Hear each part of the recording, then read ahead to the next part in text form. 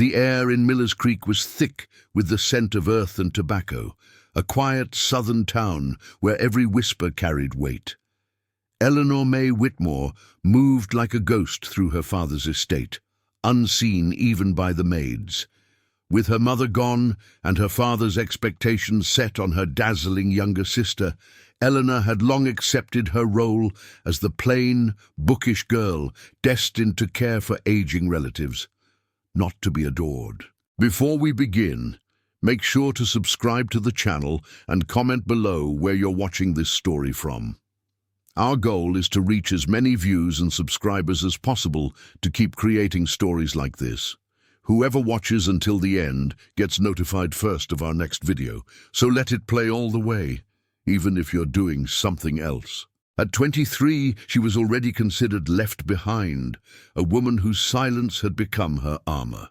The Whitmore house was a relic of grandeur, white columns, tall windows, and a porch that creaked with history. Yet inside, the walls seemed to echo with restraint rather than warmth. Eleanor often sat in the faded library, devouring novels of distant countries and forbidden loves, dreaming of a life beyond what her reflection suggested she deserved. Her world was composed of ink-stained fingers, glances never returned, and dresses that never quite fit right. In a society obsessed with perfection, Eleanor's quiet existence made her almost invisible. But change often comes not with thunder, but with a letter. One morning, as Eleanor sat sipping lukewarm tea, her father barged in, eyes gleaming with a strange urgency. A wealthy visitor was coming from New York, a business partner, unmarried and in search of a wife. Not just any wife, but someone from a decent family. And to Eleanor's confusion, it was her name, not her sister's, that he uttered. He arrived on horseback beneath an angry sky, the kind that threatened to break with rain but held back out of spite. Jonathan Ashford was taller than expected, with a tailored coat, eyes like storm clouds, and a silence that unsettled even the staff. Eleanor watched from the window, heart pounding for reasons she couldn't name. She hadn't been prepared, no new dress, no softening of her tightly coiled hair. When their eyes met for the first time across the parlor, there was no poetry, only pause, judgment, and then disappointment. He barely acknowledged her presence. Most of his questions were directed to her father, most of his glances to the furniture. Eleanor, clutching a copy of Jane Eyre, remained seated, painfully aware of her lack of charm. When she did speak, her voice was steadier than expected. "I hope your journey wasn't too harsh." He turned to her finally, with a half-smile that didn't reach his eyes. "It was efficient. I value efficiency." The tension hung between them, cold and heavy. Eleanor wondered if this man had a heart, or if he'd sold it alongside his stocks. Later, alone in the hallway, she overheard her father speak in hushed tones. "She's not the beauty, but she's dutiful. You'll learn to value that." Something in her chest twisted. She wasn't meant to hear that. She wasn't meant to care. But as the door creaked and the stranger's footsteps echoed behind her, Eleanor realized this wasn't just a visit. This was the beginning of a transaction, one where her worth would be measured in silence, obedience, and convenience. The wedding was scheduled with ruthless efficiency. Within 10 days, Eleanor would become Mrs. Ashford, not by passion, but by arrangement. Her father paraded it as fortune. "A chance not granted to every girl," he said, ignoring how his eldest daughter's voice had been absent in the decision. Eleanor didn't protest. Perhaps it was fear, perhaps resignation, or maybe the smallest part of her hoped this cold, calculating man might hide warmth where no one had dared to look. Still, on the morning of the ceremony, she stared at herself in the mirror and whispered, "You are invisible, but not broken." The ceremony took place at dusk. No church bells, no tears of joy. Jonathan stood at the altar like a man fulfilling a duty, not starting a life. When he placed the ring on her finger, his touch was precise, but void of affection. Eleanor's hands trembled. The whispers from the guests cut deeper than the vows themselves. Why her? She's not even pretty. Maybe it's about money. But none hurt more than her sister's venomous whisper. He deserved better. Eleanor didn't cry. Instead, she lifted her chin and met her husband's gaze with quiet defiance. That was her vow, to remain standing, no matter what. The carriage ride to their new estate was wrapped in silence. No glances, no words, only the creak of wood and the rain starting to fall. When they arrived at the Ashford Manor, a vast, brooding house tucked among the trees of upstate New York, Eleanor felt swallowed by shadow. Servants greeted them like strangers. Her new chambers were cold and bare, and as she sat alone that night, still in her wedding gown, she realized she had been claimed but not chosen, married but still unseen. Days passed like pages in a book Eleanor couldn't close. The manor remained hushed, each corridor echoing her solitude. Jonathan left early for his affairs, returning only after nightfall. They dined together in strained silence, each pretending the other didn't exist. But one evening, Eleanor reached for the breadbasket, and their hands brushed. Just a second, a spark, a blink, yet Jonathan didn't recoil. Instead, he looked at her with something she hadn't seen before. Awareness. It vanished as quickly as it came, but it lingered in her chest like a tremor. She began to notice the subtle shifts. Her books were no longer misplaced. The fire in her chamber was lit earlier than usual. Once, she coughed in the library, and minutes later, tea appeared without a word. He never said he cared, but she saw it in his gestures, like a man unfamiliar with kindness trying to imitate it. And Eleanor. She responded in kind. She pressed lavender into his study to ease the tension, left notes beside his morning papers, quotes from poetry, never signed. She didn't expect him to guess. She just needed to feel something bloom in the silence. One morning, she found a single white camellia on her pillow, a flower that meant admiration in the language of Flora. No name, no explanation, just beauty and the hope it carried. That night, she whispered to herself beneath the sheets, "I think he sees me." And though she didn't know what was changing, she felt it. Like the moment before a storm breaks, or the moment before two people, long strangers, begin to recognize each other in the dark. Winter fell hard on Ashford Manor. Snow weighed the rooftops like judgment, and frost whispered through the cracks of Eleanor's chamber. She ignored the fever at first, thinking it a passing chill. But when she collapsed while reaching for a book, the servants panicked, and Jonathan was summoned. He entered her room with haste she'd never seen in him, brows tight, voice sharp. "Why didn't you say anything?" he barked, yet his hand on her forehead was trembling. She tried to answer, but the world had already tilted sideways into blackness. For 3 days, Eleanor drifted between nightmares and numbness, her skin burning, her breath shallow. She awoke to cold compresses and the scent of lavender-soaked cloth, and Jonathan, always at her side, reading aloud from the books she loved, feeding her spoonfuls of broth, brushing damp hair from her face. Once, in her haze, she reached for his hand and whispered, "Why are you here?" His answer was almost a confession. "Because I can't leave." He didn't elaborate, but his eyes lingered longer now, his voice softer. There was no efficiency in his care, only urgency. When the fever finally broke, Eleanor wept, not from the pain, but from the realization that he'd stayed, that in her most fragile moment he had seen her not as duty, but as something delicate, even precious. As she sat propped on pillows, weak but recovering, he poured her tea and said, "I don't know how to be a husband, Eleanor, but I find myself wanting to try.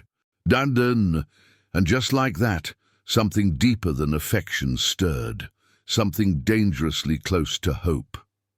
Spring thawed the edges of Ashford Manor, and with it, something in Eleanor began to soften.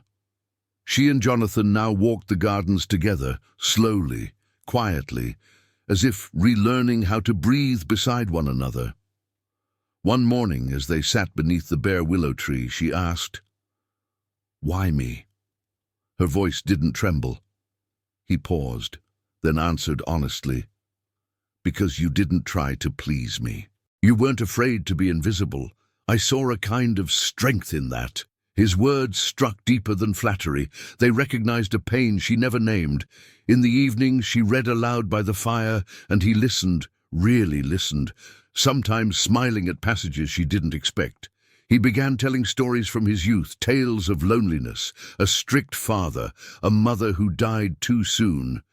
Eleanor learned he too had worn masks to survive. "People think quiet means weak," he said once. "But I see how loud your silence is." That night she touched his hand, not by accident, and he didn't pull away. Their bond was no longer obligation. It was blooming in the stillness, slow and real. But love, when born of old wounds, is tender.